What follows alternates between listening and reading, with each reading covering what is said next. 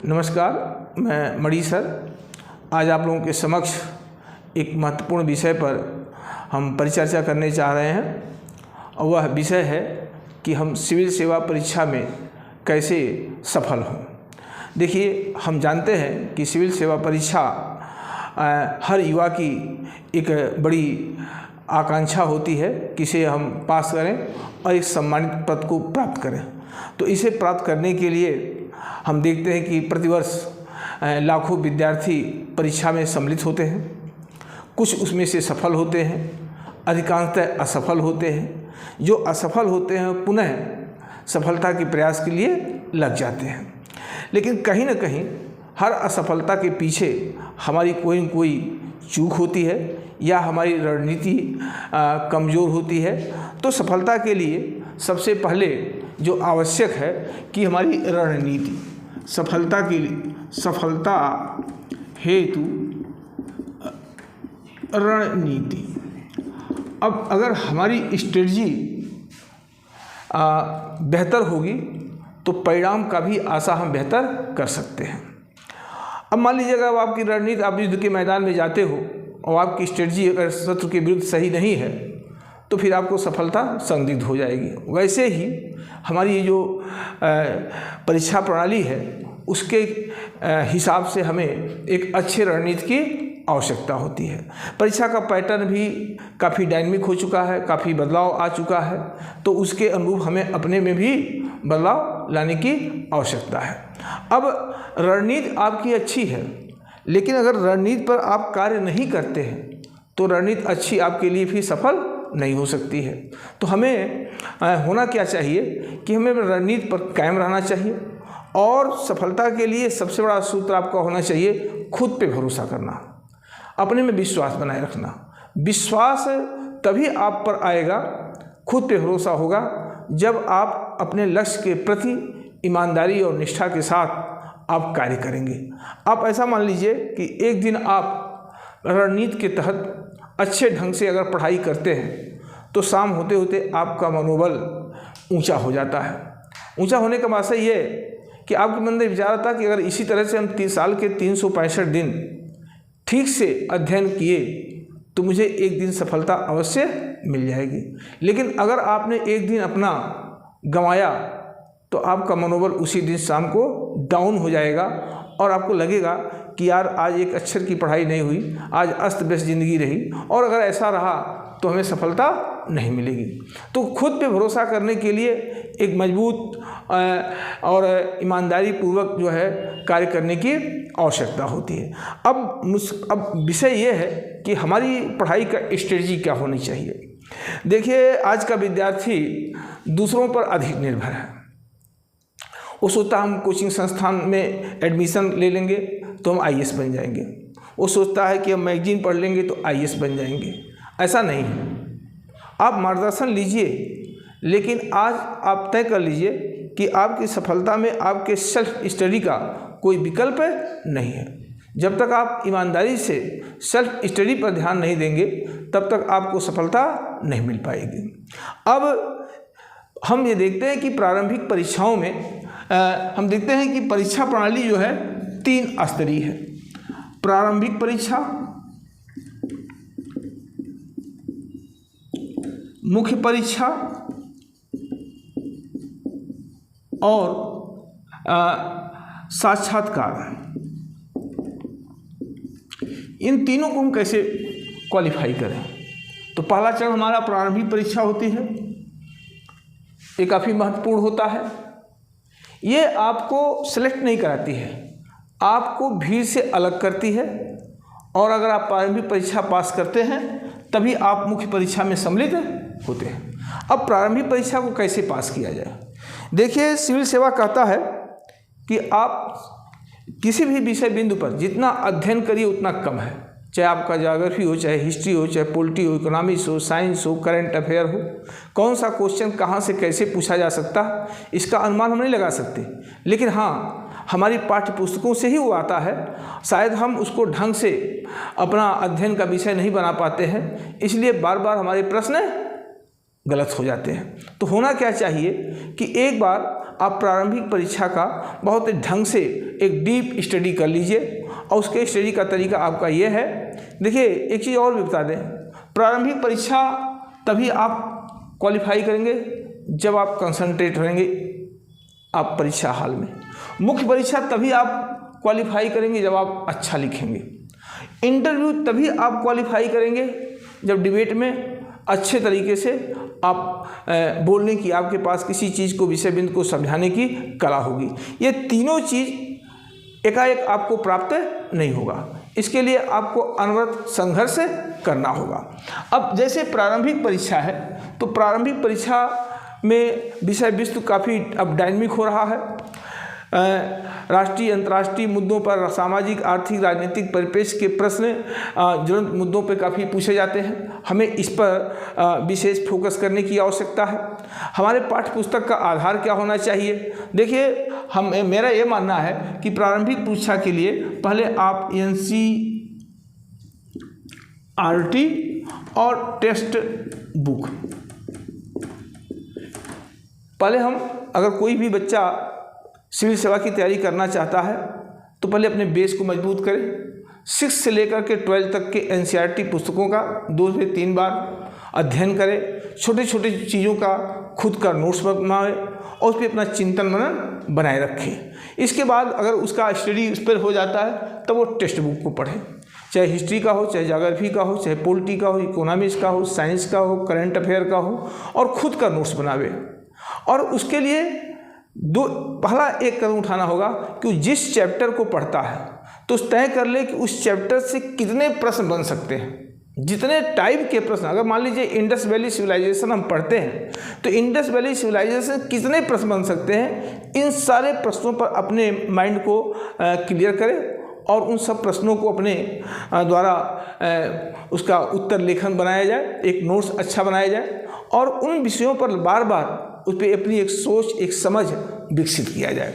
तो पहला आवश्यकता ये है कि हम प्रारंभिक परीक्षा में NCERT और टेक्स्ट बुक को अपना आधार बना करके और उस पर चिंतन मनन के साथ क्वेश्चन को देख लीजिए। एक चैप्टर आप पढ़ते हैं तो पढ़ते समय जो अगर आपने इंडस वैली सिविलाइजेशन पढ़ लिया तो आपको देखना है कि IAS PCS में, राज्य लोक सेवा संघ लोक आयोग में इस चैप्टर से कैसे कैसे प्रश्न आते हैं और उन प्रश्नों को देखिए। जब आप क्वेश्चन बैंक उठाएंगे तो आपको एक तरीका समझ में आएगा कि हाँ इसी तरह से प्रश्न पूछे जाते हैं। तो आप जब पढ़ते समय उन लाइन पर विशेष ध्यान देने के लिए प्रयास करेंगे। तो पहला चीज़ होता है कि हमें प्रारंभिक परीक्षा में एक NCERT और टेक्स्ट बुक और खुद का नोट्स और क्वेश्चन बैंक, आप संकल्पित हो जाइए कि हर दिन हम कम से कम 50 क्वेश्चन जो है विभिन्न विषयों का कम से कम हल करके ही फिर दूसरी प्रक्रिया पे लगेंगे। तो प्रारंभिक परीक्षा में मुझे लगता है कि आप अगर हर विषयों पर एक बार अच्छी पकड़ बना लिए तो मुझे लगता है कि परीक्षा में क्वेश्चनों की जो आपकी गलतियां होती हैं वो उनकी संभावनाएं कम होंगी। दूसरा चीज़ ये है कि अगर आप प्रारंभिक परीक्षा क्वालिफाई करते हैं तब आता है मुख्य परीक्षा। सबसे महत्वपूर्ण आपको सिलेक्शन देने वाला जो एग्ज़ाम होता है वो मेंस एग्ज़ाम होता है। अब हम इसको कैसे क्वालिफाई करें? तो इसके लिए भी आपके जितने पेपर होते हैं मुख्य परीक्षा में, ऑप्शनल से लेकर के संघ लोक सेवा आयोग में एक ऑप्शनल आपका है और 4 GS के पेपर हैं। अब इनको हम कैसे क्वालिफाई करें? तो इसके लिए भी वही आवश्यकता है कि आप सबसे अधिक पुस्तकों का सही तरीके से अध्ययन करें और साथ साथ ब्रॉड स्तर पर अध्ययन करें और उत्तर लेखन कार्य रखें। आप एक क्लियर कर लीजिए कि एक प्रश्न हमको हर दिन लिखना है, वो चाहे इतिहास का विषय हो, चाहे कॉन्स्टिट्यूशन का हो, चाहे ज्योग्राफी का हो, चाहे पॉलिटी का हो। आपका उत्तर का लेखन कार्य निरंतर होना जारी रखना है। आपके सामने कोई एग्ज़ाम है या नहीं है, लेकिन हमारा मुख्य परीक्षा के लिए मैंने देखा है कि जिन बच्चों का उत्तर लेखन अच्छा रहा है वो निश्चित ही सेलेक्ट हुए हैं। यहाँ तो बहुत से बच्चे ऐसे हैं कि वो कई साल तक पढ़ाई करते हैं लेकिन प्रश्न को सही तरीके से अगर उनको दिया जाता है तो हैंडल नहीं कर पाते हैं। तो कहने का आशय क्या है कि हमारा अभ्यास निरंतर, देखो शांति काल में जितना पसीना बहाओगे युद्ध काल में रक्त उतना ही कम बहाना पड़ेगा। अगर आपके सामने शांति काल का पीरियड है, आपके एग्ज़ाम आपसे दूर हैं, तो ऐसा नहीं कि एग्ज़ाम आएगा तभी हम तैयारी करेंगे। हमें एग्ज़ाम के पूर्व ही अपनी मेरा मानना है कि प्री परीक्षा के पहले ही आपकी मेंस की तैयारी अच्छे तरीके से हो जानी चाहिए। अब इसके लिए आपको निरंतर अभ्यास की आवश्यकता। देखिए, आपके जीवन में टाइम इज बेस्ट रिसोर्स, समय सबसे बड़ा संसाधन है। अगर आप अपने लक्ष्य को प्राप्त करने के लिए एक एक मिनट को आपने यूज किया तो भविष्य में आप संसाधन बन जाएंगे, और अगर आपने एक एक मिनट को गंवाया और अपने कार्य को टालने की प्रवृत्ति में बनाए रखा तो फिर आपके लिए वो समस्या हो जाएगा और आप समस्या के रूप में दिखाई देंगे। तो ऐसा नहीं होना चाहिए। हमें संसाधन के रूप में अपने को विकसित करना चाहिए, और संसाधन तभी आप बन जाएंगे परिवार के लिए, समाज के लिए, राष्ट्र के लिए, जब आप अपने लाइफ में क्या है एक एक मिनट को अपने लिए यूज करेंगे। दूसरी चीज़ कि मुख्य परीक्षा में जब हम पढ़ते हैं तो हमें डिटेल पढ़ना चाहिए। अब आज का विद्यार्थी वो फलाने का नोट्स फलाना नोट्स पे ज़्यादा डिपेंड होता है, वो खुद पे भरोसा कम करता है। मेरा मानना है कि आप खुद पे भरोसा करिए। इसके लिए आपको आज का जो सिलेबस है और जिस तरह से प्रश्न आते हैं, तो मुझे लगता है कि आपको एक डीप नॉलेज की आवश्यकता है। इसके लिए आपको पेपर, पत्रिकाएं, योजना, कुरुक्षेत्र, डाउन टू अर्थ जैसे मैगजीनों का सहारा लेना चाहिए, क्योंकि एक ऐसे मैगजीन है योजना, कुरुक्षेत्र, डाउन टू अर्थ, और जो आपके दैनिक पत्र होते हैं जिनके संपादकीय आपको मिलते हैं, इनमें काफ़ी बृहद स्तर से समझाने का किसी विषय बिंदु पर प्रयास किया जाता है। जब आप किसी एक विषय को लेकर के डायनामिक तरीके से काफ़ी बृहद स्तर पर स्टडी करेंगे तो आपके अंदर एक उस विषय को लेकर एक अच्छी सोच होगी। अब जैसे विषय कि हम मुख्य परीक्षा में नंबर कैसे मिले, तो मुख्य परीक्षा में नंबर तभी आपको मिलेगा जब आप की सोच प्रश्नों के अनुरूप काफ़ी व्यवहारिक होगा। अब विषय यह है कि सोच कहाँ से डेवलप होगा, नंबर कैसे मिले। नंबर तभी मिलेगा जब आप अच्छा लिखोगे, अच्छा तभी होगा जब आप अच्छा सोचोगे, अच्छा तभी सोचोगे जब अच्छी पुस्तकें आप पढ़ोगे। अब जैसे मान लीजिए कि सुपर फूड, मोटे अनाज, अब मोटे अनाज पर कोई प्रश्न आ गया तो अब हमने देखा कि योजना में पूरा मोटे अनाज का पूरा एक अंक ही दिया हुआ है। अगर योजना से हम मोटे अनाज को ढंग से पढ़े, उसका मेन पॉइंटों को नोट्स किए, तो हमारे अंदर एक सोच डेवलप हो जाएगी। अब जब एक बड़ी सोच हो जाएगी उसको लेकर के, तो मोटे अनाज से किसी भी प्रकार का प्रश्न आता है तो हम अच्छे से अपने सरल भाषा में उसे स्पष्ट करने में सफल हो सकते हैं। तो हमारा प्रयास होना चाहिए कि हम पत्रिकाओं पर, योजना, कुरुक्षेत्र, डाउन टू अर्थ जैसी पत्रिकाओं पर, राष्ट्रीय अंतर्राष्ट्रीय मुद्दों पर हमेशा अपना एक पैनी नज़र होनी चाहिए। और अगर आप ऐसा करते हैं तो निश्चित आपके पास एक अच्छे विचार प्रकट होंगे। अच्छा विचार, अच्छी सोच का आपकी अच्छी लेखनी को बढ़ावा देगा, और जब आप अच्छा लिखेंगे तो वो आपको नंबर अच्छा मिलेगा। अच्छा नंबर मिलेगा तो आप सेलेक्ट होंगे। लेकिन अगर आप रटने का प्रयास किए, किसी का सर का नोट्स लेकर के आप उसको स्टडी का प्रयास किए, तो मुझे लगता है कि ऐसा फिर आपके लिए घातक सिद्ध होगा। तो आप स्वयं पे भरोसा करिए, और स्वयं के भरोसा के साथ ही आप तैयारी करेंगे तो आप बेहतर सफलता प्राप्त करेंगे। और इसके लिए आपको एक एक मिनट का क्या है, अपने लिए योजना। आपको अभी स्वार्थी बनने की आवश्यकता है, सेवार्थी बनने की आवश्यकता नहीं है। आप स्वार्थी बनिए, अपने हितों पर ध्यान देने की आवश्यकता है, आपको दूसरे हितों पर ध्यान देने की आवश्यकता नहीं। पहले आप एक सख्त संपन्न बन जाइए, तब आप सेवा समाज में करिए। सेवा के लिए आपका बना विषय है। लेकिन कभी कभी विद्यार्थी भटकाव के रास्ते पे आ जाता है, पढ़ाई के प्रति उसकी निष्ठा उतनी नहीं रहती है जितना समाज सेवा के प्रति रहती है। तो इसे त्यागना होगा और अपने लक्ष्य पर हमेशा कायम रखना होगा। दूसरी चीज़, आपकी सफलता असफलता पर तमाम प्रकार की विवेचना होती है, आपको उस पर जाने की आवश्यकता नहीं है। आप के बारे में लोग क्या कह रहे हैं, आप किसी के विचार को बदल नहीं सकते, न उसको रोक सकते हैं कि आपने मेरे बारे में ऐसा क्यों सोचा, ये आप उसमें कुछ नहीं कर सकते। लेकिन आप अपने विचार पर कायम अवश्य हो सकते हैं, उस पर अडिग रहिए। मेरे बारे में क्या कोई सोचता वो उसका विषय है, अब मुझे क्या करना है ये मेरा विषय है। तो कभी अपने असफलता से घबराना नहीं चाहिए। मैंने तो देखा है कि कितने बच्चे लगातार संघर्ष किए हैं, प्री मेंस परीक्षाओं में इंटरव्यू तक गए हैं, फेल हो गए हैं, फिर भी उनका संघर्ष जारी रहा और वो शानदार परिणाम लेकर के समाज में अपने को स्थापित किए हैं। तो ये तभी होगा जब आपका संघर्ष अपने लक्ष्य के प्रति बिना किसी भटके, बिना रुके और बिना थके अनवरत रूप से जारी होगा।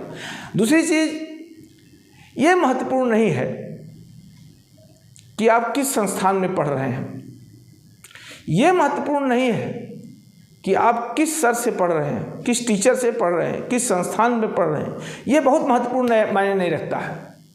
मायने क्या रखता है कि हम क्या पढ़ रहे हैं और कैसे पढ़ रहे हैं। ये आपके पास अपना आत्मज्ञान होना चाहिए, मुझे क्या पढ़ना है और कैसे पढ़ना है। अगर आपके पास ये चीज़ें हो जाएं कि हमको ये पढ़ना और इस तरह से पढ़ना है, तो मुझे लगता है कि आप सफल हो जाएंगे। तो आज के समय में ये महत्वपूर्ण नहीं है कि आप किसी बड़े संस्थान में एडमिशन ले लेंगे तो आप IAS बन जाएंगे, ऐसा कुछ भी नहीं है। आप सेल्फ स्टडी करिए, किसी संस्थान में जाने की आवश्यकता नहीं है, बस एक छोटा सा मार्गदर्शन आपको मिल जाए कि ये पाठ्य पुस्तक है और ये तरीका है और इसी पे आपको चलना है। कोई भी संस्थान, कोई भी शिक्षक एक मार्गदर्शक की भूमिका निभाता है, चलना आप ही को रहता है। अब अगर आप बताए हुए रास्ते पर सही दिशा में चलते हैं तो आप टारगेट को भेज लेंगे। कभी कभी रास्ते से भटक जाते हैं तो फिर आपके लिए वो कठिन हो जाता है। तो हमारा ये मानना है कि आप प्रारंभिक परीक्षा कंसंट्रेशन पे आधारित है, मुख्य परीक्षा लेखन पे आधारित है। लेखन तभी आपका अच्छा होगा जब आपके अच्छे अंदर विचार आएंगे, विचार तभी अच्छे आएंगे जब आप अच्छी पाठ्य पुस्तक पढ़ेंगे। कभी कभी ऐसा लगता है कि हम IAS से लेकर के लेखपाल तक का एग्जाम देना शुरू कर देते हैं। अब IAS से लेकर लेखपाल तक के एग्जाम में आपकी पुस्तक का आधार एक होता है। तो अब आप ऐसा अगर करेंगे कि आप कोई मैगजीन पढ़ करके, लूसियन पढ़ करके, कोई अन्य पत्रिकाओं को पढ़ करके आप IAS भी पास करना चाहते हैं, आप अन्य एग्जाम, ऐसा नहीं है। अगर आपको IAS क्वालिफाई करना है तो आपको बेहतरीन पुस्तक की तलाश करनी होगी, उसे अच्छे तरीके से पढ़नी होगी, उसके कॉन्सेप्ट को डिटेल में समझना होगा, तब जाकर के आप संघ लोक सेवा आयोग के प्रश्नों को आप पकड़ सकते हैं, समझ सकते हैं और उसे अपने लेखन के माध्यम से अपनी अभिव्यक्ति को व्यक्त कर सकते हैं। तो आवश्यकता इस बात की है कि आप प्रारंभिक परीक्षा में कंसंट्रेशन पर ध्यान दीजिए, एक मिनट का यूज करिए। आप 15 मिनट पढ़ते हैं तो 2 मिनट आप उस पर सोचिए कि हमने क्या पढ़ा। अच्छा, ये पढ़ा, इसका ये होता, फिर ये होता, ये होता। इसका मन में एक कहीं न कहीं सिनाप्सिस करते रहिए। उसको ये नहीं कि हम 1 घंटे में 10 पेज पढ़े और शीर्षक ही भूल गए कि क्या पढ़ा। ऐसा नहीं होना चाहिए। आप 1 घंटे में 2 पेज पढ़िए, लेकिन ढंग से पढ़िए। आप 1 पेज पढ़िए, ढंग से पढ़िए, उस पर सिनाप्सिस करिए, उस पर सोचिए कि और क्या इस चैप्टर से प्रश्न और किस तरीके से बन सकते हैं। दूसरी चीज़, जब आप मुख्य परीक्षा में जाइए तो फर्स्ट पेपर से लेकर 4th पेपर तक के जो GS के पेपर हैं, इन सभी पेपर पर आपकी डायनेमिक सोच होनी चाहिए। आज सभी पेपर में डायनेमिक प्रश्न, अद्यतन जो करंट घटनाओं से आधारित होता है, उन प्रश्नों पर विशेष जोर दिया जाता है और ऐसे प्रश्न लगातार पूछे जा रहे हैं। राष्ट्रीय अंतर्राष्ट्रीय मुद्दों पर क्वेश्चन पूछे जा रहे हैं। इस पर आपकी एक मजबूत पकड़ होनी चाहिए और ये पकड़ तभी होगी जब आप देश दुनिया के अंतर्राष्ट्रीय घटनाओं पर अपना एक अलग सोच रखते हैं। तो ये सोच तभी होगा जब आप पेपर पत्रिकाओं से जुड़े रहेंगे। तीसरी चीज, इंटरव्यू, साक्षात्कार, ये आपके लिए बहुत महत्वपूर्ण होता है। इसको हम कैसे करें? तो देखिए, मार्गदर्शक के रूप में बहुत होता है। अब जैसे आप का इंटरव्यू के लिए आपको कॉल की गई, आपने कभी अपने मित्रों के बीच किसी विषय बिंदु पर डिबेट नहीं किया, चाहे वो यूक्रेन संकट हो, चाहे वो नाटो हो, चाहे भारत चाइना का सीमा डिस्प्यूट हो, चाहे हिंद महासागर की भू राजनीतिक व्यवस्थाएं हो, चाहे प्रवास की समस्या हो, चाहे कोविड की समस्या, कोई भी ऐसा इशू हो, उस पर आपने कभी डिबेट नहीं किया। तो आप अचानक अगर बोर्ड में जाते हैं तो मुझे नहीं लगता कि आप एक अच्छी अभिव्यक्ति के साथ उत्तर दे सकते हैं। आपको कई तरीके से लोग मॉक इंटरव्यू में समझाने का प्रयास करते हैं। देखिए, इंटरव्यू आपके व्यक्तित्व का परीक्षण होता है और व्यक्तित्व का विकास 2-4 दिन में विकसित नहीं होता है। आपको अपने व्यक्तित्व का विकास अपने जो है जीवन में हमेशा कहीं न कहीं एक अच्छे तरीके से अलर्ट होकर के कार्य करने की आवश्यकता होती है, तब आपके व्यक्तित्व का विकास होगा। जब आप किसी के बीच डिबेट नहीं किए, कभी किसी विषय पर आप विचार विमर्श नहीं किए, कभी प्रश्नोत्तरों में भाग नहीं लिए, तो एक दिन में अचानक आप इंटरव्यू में जाएंगे तो आप अच्छे प्रश्न करेंगे, ऐसा नहीं हो सकता है। तो मेरा मानना है कि आप अपने मित्रों में विभिन्न विषयों पर कहीं न कहीं डिबेट करते रहिए, खुद से डिबेट करिए। कि अगर ये प्रश्न हमारे सामने आ सकता है तो इसका क्या आंसर हो सकता है। तो कहने का आशय हमारा ये है कि सिविल सेवा परीक्षा सभी युवाओं का एक महत्वपूर्ण विषय रहता है। हर युवा इस परीक्षाओं को पास करना चाहता है, लेकिन उसकी आशा के अनुकूल परिणाम नहीं आते हैं। मेरा यह मानना है कि आपका विश्वास, आपका भरोसा, आपका कर्म, आपका लक्ष्य के प्रति एक निष्ठा निश्चित ही आपको एक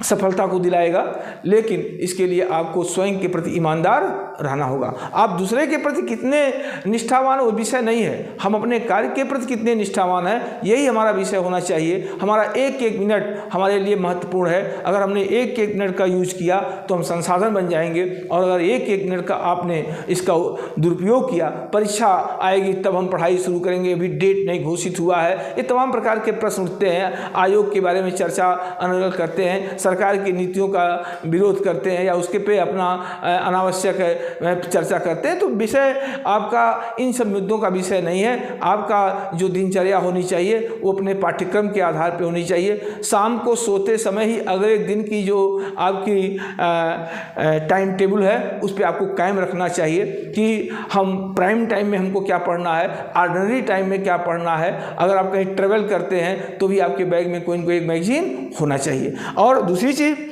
जितना आप दूसरों पर निर्भर होंगे उतना आप कमज़ोर होंगे। जितना स्वयं पे भरोसा करेंगे, स्वयं पे आत्मनिर्भर रहेंगे, उतना आप शक्तिशाली रहेंगे। आज का विद्यार्थी, मुझे लगता है कि अधिकांश विद्यार्थी जो है वो दूसरों पे अधिक निर्भर है। वो चाहे ऑनलाइन शिक्षा से हो, चाहे वो ऑफलाइन की शिक्षा से हो, दूसरों पे निर्भर है। वो ऑनलाइन भी शिक्षा सही है, ऑफलाइन भी शिक्षा सही है, लेकिन उस पर बहुत ज़्यादा आपको भरोसा करने की आवश्यकता नहीं है। खुद पे भरोसा करना है, खुद के सेल्फ स्टडी भरोसा करना है। आपको पीछे विगत वर्षों के प्रारंभिक और मुख्य परीक्षा के जो पूछे गए प्रश्न हैं उसको डेली आपको एक बार अपनी नज़र से देखना होगा कि किस विषय पर किस तरह से प्रश्न पूछे जा रहे हैं और हमें इस प्रश्नों पर हम अपनी क्या सोच रख सकते हैं। इस पर आपको जो अगर सिविल सेवा की परीक्षा आपको क्वालिफाई करनी है तो आप चिंतन करने की आवश्यकता है, किसी विषय पर आत्ममंथन करने की आवश्यकता है, आप उस पर अडिग रहने की आवश्यकता है और रणनीति के साथ आपको अध्ययन की आवश्यकता है। आपका भरोसा आपको नई ऊंचाइयां प्रदान करता है, क्योंकि सिविल सेवा में बहुत कुछ आपके कर्म पर नहीं, आपके भरोसे की आई है। अगर आप अपने पर भरोसा करते हैं, स्वयं पर विश्वास करते हैं तो लक्ष्य प्राप्त किया जा सकता है, लेकिन अगर स्वयं पर भरोसा नहीं है तो आपके लिए कठिन हो सकता है। और स्वयं पर भरोसा तभी होगा जब आपका लक्ष्य के प्रति ईमानदारी से किया गया कार्य, तो कार्य की निष्ठा होनी चाहिए। कार्य में किसी प्रकार का व्यवधान नहीं आना चाहिए। आप 365 दिन अपने लिए ईमानदार रहिए। आप 20 घंटा मत पढ़िए, आप 6-7 घंटे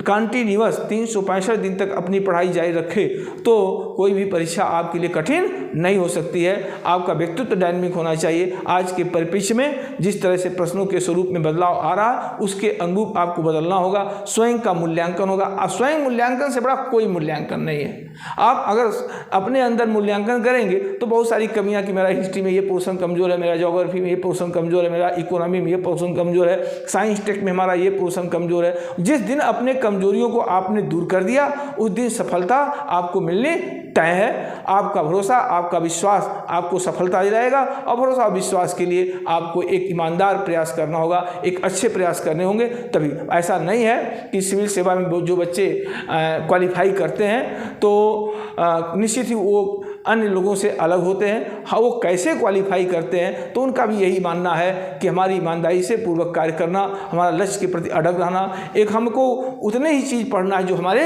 यूज के हैं। हमें विद्वान बनने की आवश्यकता नहीं है, लेकिन जितनी व्यवहारिक नॉलेज होनी चाहिए वो हमें मिलना चाहिए। और अगर हम ऐसा करते हैं तो हम निश्चित होते हैं सफल होंगे। और मेरा मानना है कि अगर आप सही स्ट्रेटजी अपनाएंगे, अब सही स्ट्रेटजी बन गई तो स्ट्रेटजी बना, उस पर कायम रहिए। उस कायम के साथ आप अपने पाठ्यपुस्तकों को लगातार अपडेट रहिए, उत्तर लेखन का अभ्यास करिए, डेली एक प्रश्न को जरूर लिखने का प्रयास करिए, सप्ताह में एक निबंध लिखने का प्रयास करिए, एक आधे घंटे 20 मिनट हिंदी पढ़ने का प्रयास करिए। कोई भी पक्ष आपका कमज़ोर नहीं होना चाहिए। आप बिना समय गंवाए अगर आपने 365 दिन अपने लक्ष्य के प्रति ईमानदारी से प्रयास किया तो सिविल सेवा आप प्राप्त कर सकते हैं। तो आज का विषय हमारा यही रहा और